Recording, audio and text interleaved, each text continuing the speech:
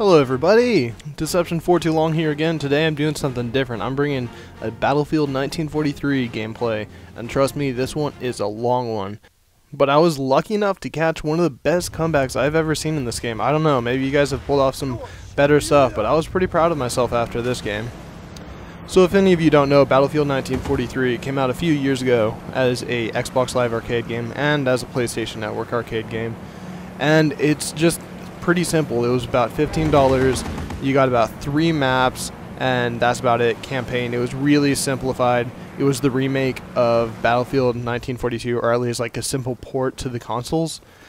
And I'm not gonna lie, I loved this game. I've played it so much. I probably played it more than I played some games I paid $60 for.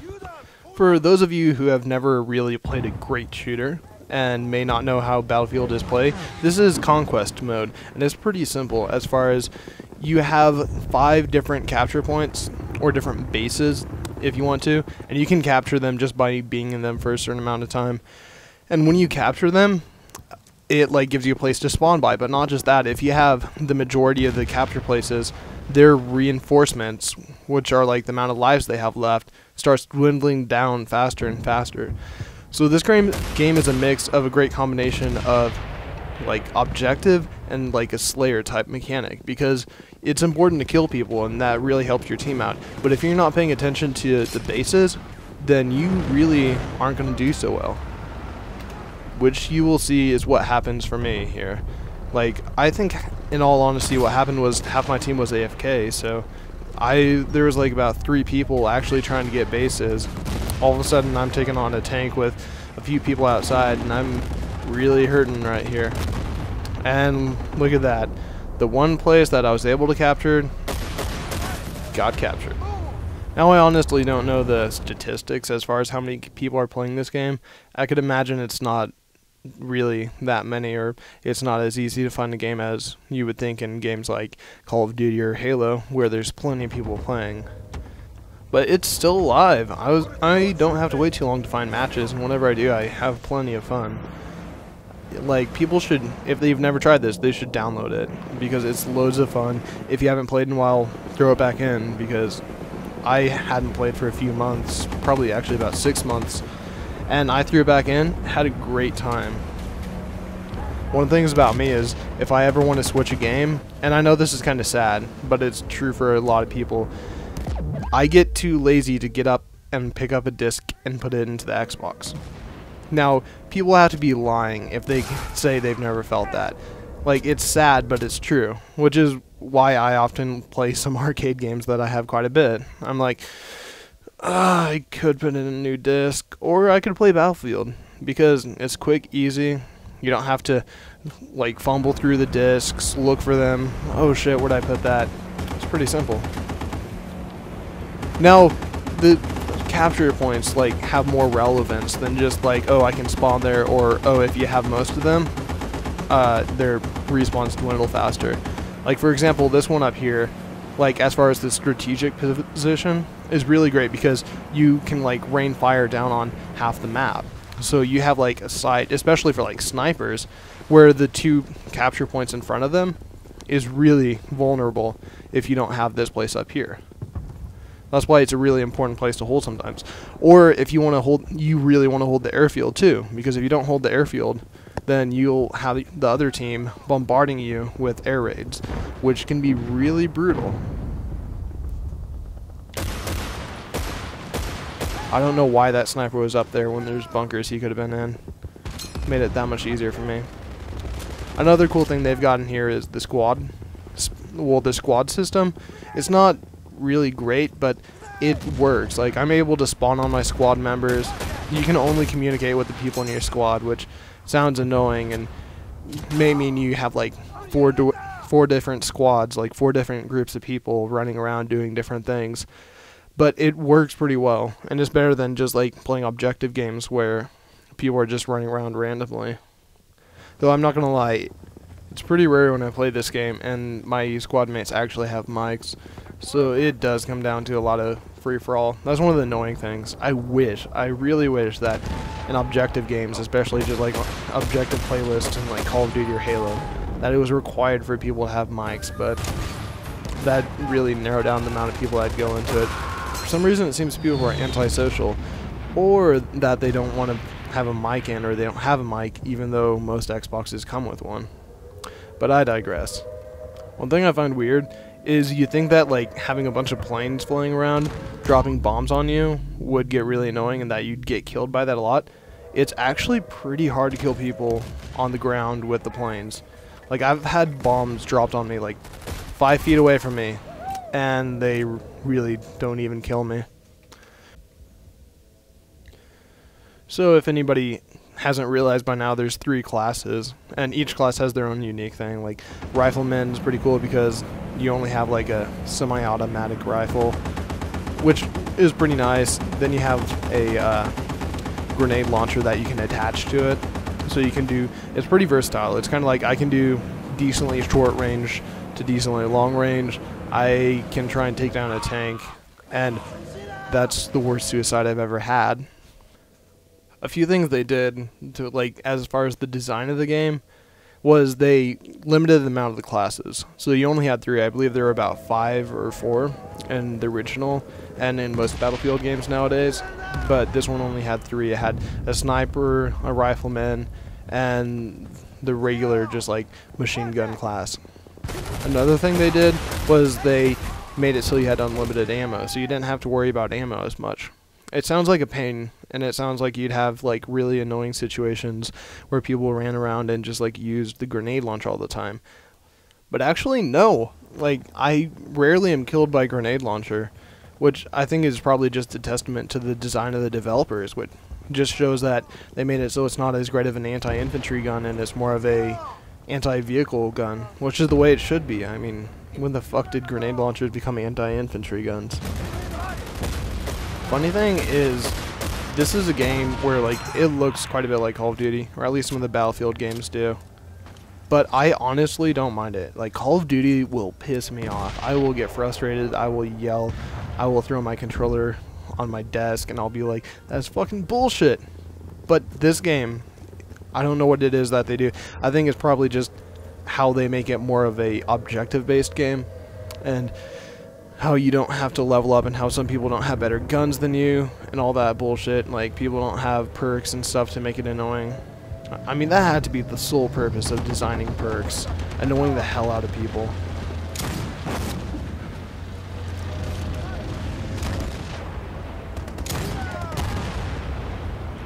I seriously do have no idea where that air raid's going, probably to the boat where our people are. And I really kind of find it funny when people get out of the tank to try and kill me, because it just makes it easy for me. Okay, so at this point, look at how much of the bar on our side is gone. Yeah, that's like, at least 2/3 is gone. And there you have, like, I'd say over 3/4 of theirs left. So this is the situation we're in. We finally get about 3 bases, and this is where it starts getting fun. So this game came out with 3 maps, I believe, and that may seem pretty small, and it may seem like it gets pretty old pretty fast, but from my experience, they seem pretty fresh, and they're pretty big, so that's a lot of pretties into one description. I really enjoyed them, though. Like, I have got a lot of playtime out of them. They're like some of the smaller maps from the game, but this also has 24 people playing, not 64 or 62 or how many ever played in the original game. I think they were supposed to come out with more maps, but I think they put a halt to that. I was kind of disappointed in that, because I would have loved to pay like $15 for the initial multiplayer, you know, not throwing out $60 for a game that I spent most of my time playing multiplayer. And then, like, if they come out with map packs, just keep throwing money in for map packs. You know, if eventually they came up with like 11 maps and it costed me $60 overall, I'd rather have that, because I'd be paying for the multiplayer experience I've had, and I'd rather have it just like build up. Like, honestly, who buys Call of Duty for like single player anymore? They may play through it, but it's an afterthought when people actually play the game, when they actually talk about the game. If you try and judge the Call of Duty games off the single player, most people will just like shrug it off, which really says something about like the design. That's what I like about this game. It doesn't put up with bullshit. It's not like oh yeah, we're gonna come out with an awesome single player experience to make it more expensive. They're just like, you know what, we're just gonna make it multiplayer. Okay, air raids are pretty fun, and it's always a joy when you get a chance to do it.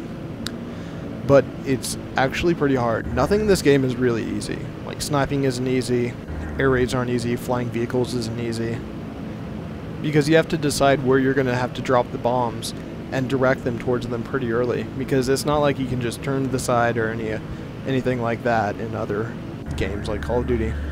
I know I'm referencing to Call of Duty a lot, and that these Call of Duty and Battlefield are two like different games, but it's the obvious competitor. People think of Call of Duty when they see this, and in all honesty, most people when looking at shooters think of Call of Duty when comparing them. This guy tried to get me. He's like, I'm gonna get you for dropping those bombs. And I'm like, oh, sit down, son, sit down. But like I was saying, it's like the elephants in the room, you know? Everybody knows that everybody plays Call of Duty. Or that a lot of people play Call of Duty. A really loud community of people play Call of Duty.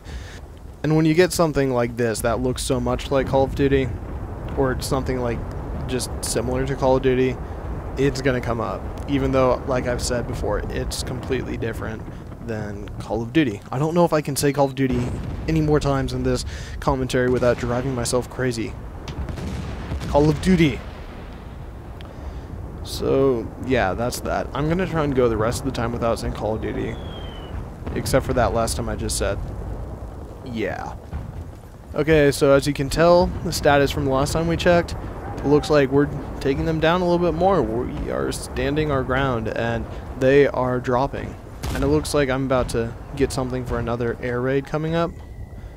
This guy was waiting, got a headshot. Pretty rare for me to get a headshot in a game like this, or in Battlefield. I'm not gonna say it. I'm not gonna say it. I'm not gonna bring up Call of Duty. God fucking damn it. Okay, so here comes an air raid. I'm like, where am I gonna drop the bombs? Where am I gonna drop them? I can barely see. Barely see. Got an assist. I don't know how. Where the hell that came from. Ooh, look, a tank. Let's hit that tank up. Wow, this could not be going any slower.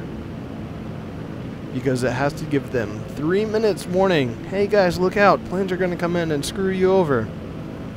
And at which point, everybody has a chance to go, oh, scatter like flies, or rats, or something that scatters.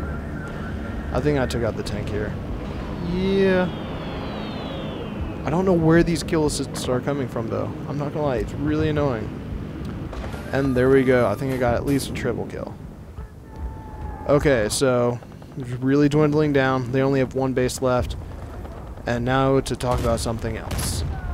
It's kind of funny because a lot of people reference like how realistic games are. And a lot of people talk about how some game that's similar to this is realistic. Some just random game. I'm not referencing to a specific game. But in all honesty, I really feel like I'm in the battle when I'm playing Battlefield compared to another random shooter out there that I'm not going to try and reference to. And I honestly would have to pinpoint it down to the sound. Like, there's something about this game that just really pulls you into it, and it's probably the great sound design.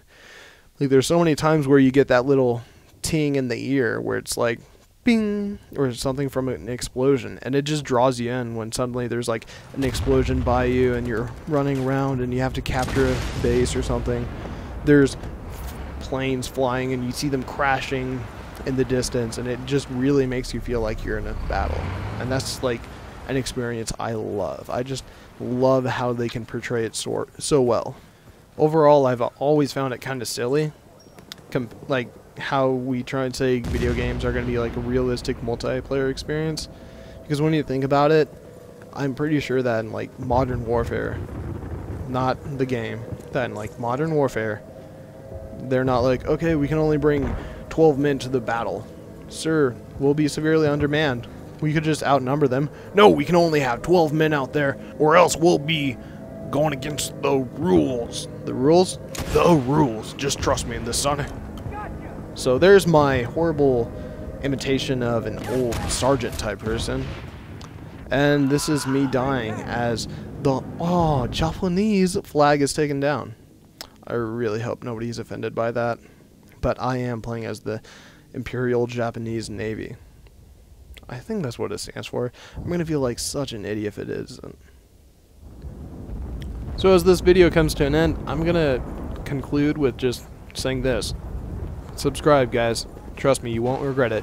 This channel is coming out with some great videos, and you guys can contribute to those videos yourself. I mean, we're getting a variety of content in. It's not like we're just going for a bunch of views. The directors are sending in what they want to. I mean, have you guys ever felt like you're not watching Machinima Respawn, but you're watching Machinima Black Ops or whatever they're playing, or Modern Warfare? Yeah, we're just putting up everything. Like, we don't care about what gets most views or what makes us the most money, because we're not making money. We're doing this for you guys. So subscribe to Floor Gaming if you want some great content. Send some videos in if you're a director that wants to get noticed. And that's about it. As a wrap, I think I had about 16 kills, which honestly is pretty good for this game. Most games it isn't. Most games that I'm not going to mention. Again. God. This is Deception for Too Long, and I will see you guys soon.